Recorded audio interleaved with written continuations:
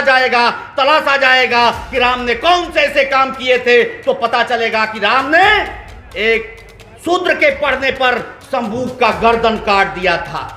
वो बताया जाएगा जब राम को बताएंगे कि हम राम की धरती से आए हैं, तो उनको बताया जाएगा जब देश के दुनिया के लोग राम के चरित्र के बारे में, राम के इतिहास के बारे में। हमने कहा कि जिस राम को आप मर्यादा पुरुषोत्तम कहते हैं, उस राम ने गर्भवती सीता को जंगल में छोड़ दिया, कहा कि ये राजधर्म का तकाजा है। जिस राम को आप मर्यादा पुरुषोत्तम कहते हैं, उस राम ने शंभूक ऋषि को का गर्दन काट दिया, इसलिए कि एक ब्राह्मण ने कहा कि तुम्हारे राज में कहीं न कहीं हमारे बीच में नफरत पैदा करते हैं। वे लोग जब भारत से बाहर जाते हैं तो कहते हैं हम बुद्ध की धरती से आए हैं, हम शांति की धरती से आए हैं, हम बुद्ध को चाहते हैं, हम युद्ध को नहीं चाहते हैं। उनकी औकात नहीं कि वो अपने उस राम को उनको अपनी रक्षा के लिए किसी को गदा चाहिए, किसी को त्रिशूल चाहिए, किसी को तलवार चाहिए, किसी को तीर धनुष चाहिए, और एक व्यक्ति पैदा हुआ भारत के अंदर। मंत्री जी ने अगर उन प्रतिज्ञाओं को पढ़ा और पढ़वाया तो कौन सा गुनाह था कि मंत्री जी को बर्खास्त किया गया और उनके खिलाफ मुकदमा लिख करके और थाने में बिठाने का काम किया गया।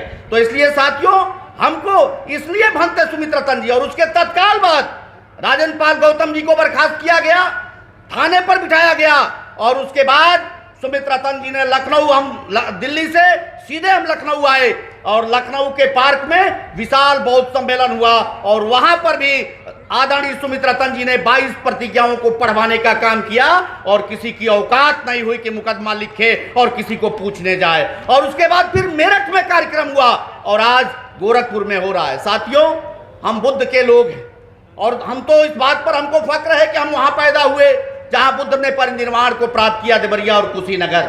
हमारे घर से केवल 25 किलोमीटर है।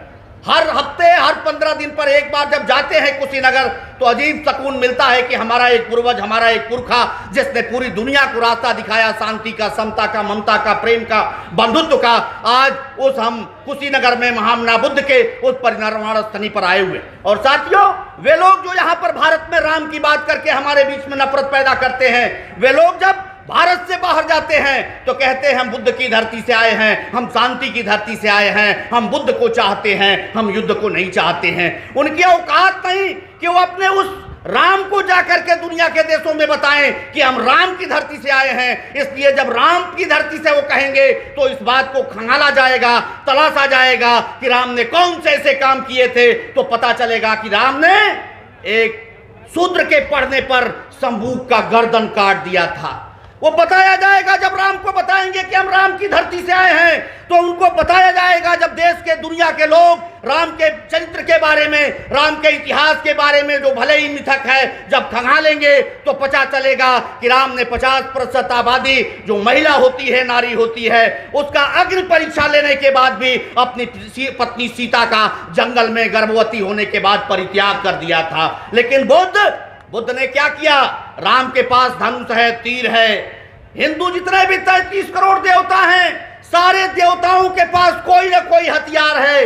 बगैर उनकी इच्छा के तृण भी हिल नहीं सकता, हवा भी चल नहीं सकती, हम सांस नहीं ले सकते, जैसा वे बताते हैं। लेकिन वे लोग जिनके बगैर इच्छा के हम कुछ भी नहीं कर सकते, उनको अपनी रक्षा के लिए किसी को गदा चाहिए, किसी को त्रिशूल चाहिए, किसी को तलवार चाहिए, किसी को तीर धनुष चाहिए। और एक व्यक्ति पैदा हुआ भारत के अंदर, महामना बुद्ध ने अंगुलीमाल जैसे डाकू के सामने शांति और अहिंसा का उपदेश देकर उसको अपना शिष्य बना लिया, भंते बना दिया, चीवर पहना दिया। ये बुद्ध का आदर्श था, ये बुद्ध है।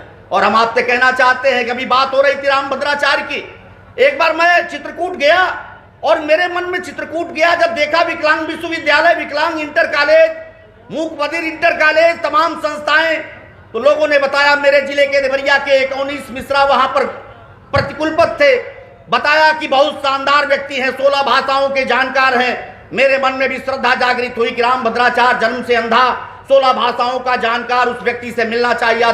दुनिया का सबसे बड़ा विकलांग विश्वविद्यालय, पहला विकलांग विश्वविद्यालय बनाया। मैं जब उनके पास गया तो एक नेता का नाम लेकर के, मुलायम सिंह यादव का नाम लेकर के, कि वो राक्षस है, जब पता चला कि मैं यादव हूं, और मेरे साथ 7-8 लोग और थे, जब पता चला वो सभी के सभी कोई प्रिंसिपल थे, कोई मास्टर थे, और जब पता चला ये फला यादव, फला यादव, फला यादव, उसके बाद से वह संत मुलायम सिंह यादव को मां बहन की गालियां हम लोगों के सामने देना शुरू कर दिया। उनके कुलाधिपति जो उनके बगल में बैठे हुए प्रतिकूल पद थे, हम लोगों के पैर दबा हाथ पकड़ रहे थे, मुंह पे उसारा कर रहे थे कि आप लोग कुछ बोलिएगा नहीं, हमारी नौकरी का सवाल है। लंबी बहस चली और बहस के बाद यहां पर बात हो रही थी। मौर्य जी कह रहे थे हमने ललकारा कि पटना में आइए। मैं तो उस रामभद्राचार्य के घर में, जहां पर वो रामभद्राचार्य अपना डंडी लेकर बैठा था, रामभद्राचार्य के घर में बैठकर जब बहस करना शुरू किया और हमने प्रतिवाद किया तो कहा कितना पढ़े हो? हमने कहा MSc BEd हैं। कहा तुमसे बहस करेंगे। हमने कहा मुलायम सिंह यादव को कहा कि वो राक्षस है, उसने राम भक्तों पर गोली चलाया। हमने कहा कि जिस राम को आप मर्यादा पुरुषोत्तम कहते हैं, उस राम ने गर्भवती सीता को जंगल में छोड़ दिया। कहा कि ये राजधर्म का तकाजा है। जिस राम को आप मर्यादा पुरुषोत्तम कहते हैं, उस राम ने शंभूक ऋषि को का गर्दन काट दिया, इसलिए कि एक ब्राह्मण ने कहा कि तुम्हारे राज में कहीं न कहीं अनित हो रही है और तुम इस बात को देखो। और शूद्र शंभूक का गर्दन काट दिया इसलिए कि वो पढ़ रहे थे और पढ़ा रहे थे। आप कहते हैं कि वो राजधर्म था। हम कहना चाहते हैं कि वो राजधर्म था, ये आप तय करिए। लेकिन मुलायम सिंह यादव ने जो गोली चलाया वो किसी राम भक्त के ऊपर, किसी हिंदू के ऊपर नहीं, बाबा साहब अंबेडकर के लिखे संविधान के मुताबिक भारत के सुप्रीम कोर्ट ने कहा था कि यथास्थिति वहां बरकरार रहनी चाहिए। भारत के संविधान ने कहा था, एकता परिषद ने मुलायम सिंह यादव को निर्देश दिया था कि वहां पर यथास्थिति बरकरार रहनी चाहिए। तो उस व्यक्ति ने भारत के संविधान की मर्यादा को रक्षा करने के लिए और राजधर्म का निर्वाह करने के लिए गोली चलाया था। और उसके बाद रामभद्राचार्य ने विषय बदल दिया। रामभद्राचार्य ने हमसे कहा कि शंभूक वध और सीता परित्याग काल्पनिक है। हमने सवाल किया रामभद्राचार्य से, यदि शंभूक वध और सीता परित्याग काल्पनिक है तो सैकड़ों वर्ष से अपने धर्मशास्त्रों में पढ़ाते क्यों हैं? रामभद्राचार्य ने कहा हमने एक अलग रामायण लिखा है और उसमें इन दोनों उदाहरणों को हमने निकाल दिया है। और वास्तव में इन दोनों उदाहरणों को उसको निकाल करके रामभद्राचार्य लाए तो भारत के धर्माचार्यों ने मीटिंग करके और रामभद्राचार्य से कहा कि भारत के धर्मशास्त्रों से छेड़छाड़ किए तो तुमसे धर्माचार्य की उपाधि, जगत गुरु की उपाधि छीन लेंगे और संत समाज से निकाल दिया जाएगा। इसलिए साथियों, आज आदरणीय मंत्री जी चर्चा कर रहे थे राजदंड का।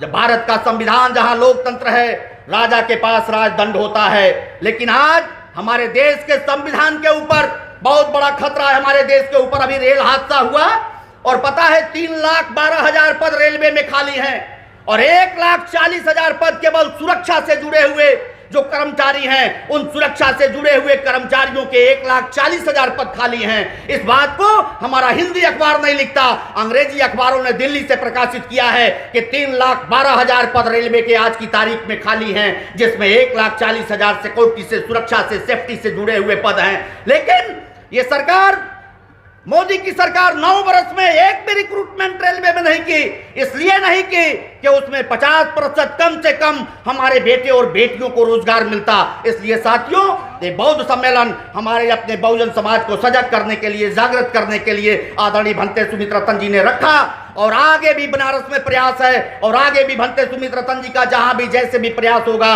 हम सभी लोगों को आपका तन मन धन से सहयोग करना चाहिए। बाबा साहब अंबेडकर जब बुद्ध धर्म ग्रहण किए तो बाबा साहब अंबेडकर की मंशा ये नहीं थी कि हमारे भंतेगण, हमारे जो विद्वान साथी हैं जो भंते बन गए हैं, वे मठ बना करके अपने मठों में चीवर पहनकर बैठ जाएं। उन सभी लोगों को अगर भारत को बौद्धमय बनाना है तो राजेंद्र पाल गौतम जी अगर मंत्री पद त्याग सकते हैं और भंते सुमित रतन जी चीवर पहन के इस जेठ की दोपहरी में अगर गांव गांव घूम करके आप सभी लोगों को यहाँ एकत्रित कर सकते हैं, तो सारे बौद्ध भिक्षुओं को और सारे बौद्ध मतावलंबियों को निश्चित तौर पर अपने बहुजन समाज को सजग करने के लिए अपने घरों से बाहर निकलना होगा। बहुत बहुत धन्यवाद। जय भीम, जय भारत, जय संविधान। बहुत बहुत साधुवाद।